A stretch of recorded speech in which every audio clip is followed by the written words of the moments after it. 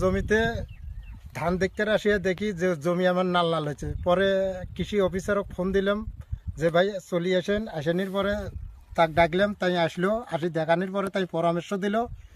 2-4টে দোকান আসছে, কৃষি অফিসার আসছিল, তাই পরামর্শ দিল। জমিতে আপনার পোকা আক্রমণ করেছে, সামান্য কিছু কই হচ্ছে, সেটা বৃষ্টির কারণে।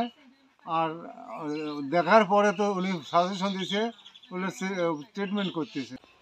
অন্য অন্য বেড়ার থাকি এবারকার ফসল আমাদের ভালোই হয়েছে। এখন যে পোকাটা ওটা তো আর সেটা তো আমার দোষ নয়, সেটা এখন ধরে নি পানি পরি এখন হচ্ছে, তার চিকিৎসা তো তাই সাত সাত কয়া গেল আমরা দিক করে যাচ্ছি।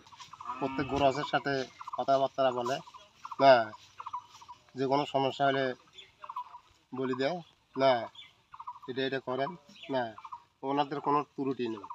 আবহাওয়ার কারণে বিপিএইচের আক্রমণ শুরু হয়েছিল।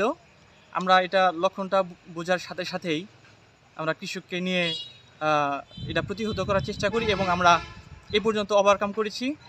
বর্তমানে আর নাই, যেটুকু হয়েছিল শুরু হয়েছিল সেটা আমরা বন্ধ করতে পেরেছি।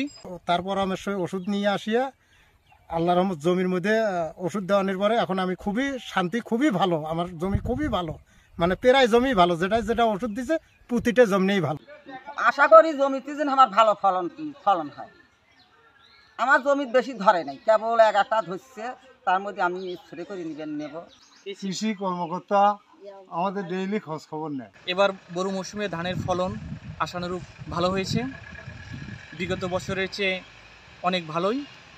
আল্লাহর রহমতে এবার খুব ধান ভালো হয়েছে না, ধানের বাম্বার ফলন হয়েছে।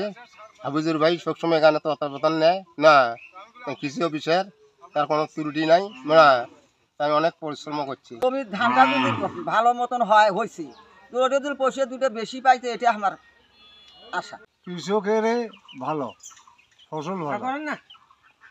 আমাদের সরকারের কাছে একটাই দাবি, এই ন্যায্য মূল্য যেন আমরা পাই। আমাদের ঊর্ধ্বতন কর্তৃপক্ষ যারা আছেন তারা নিয়মিত খোঁজখবর নিচ্ছেন এবং তারা আসতেছেন। আমরাও আছি সার্বক্ষণিক কৃষকের পাশে আছি। ওখানে আর কোনো সমস্যা নেই।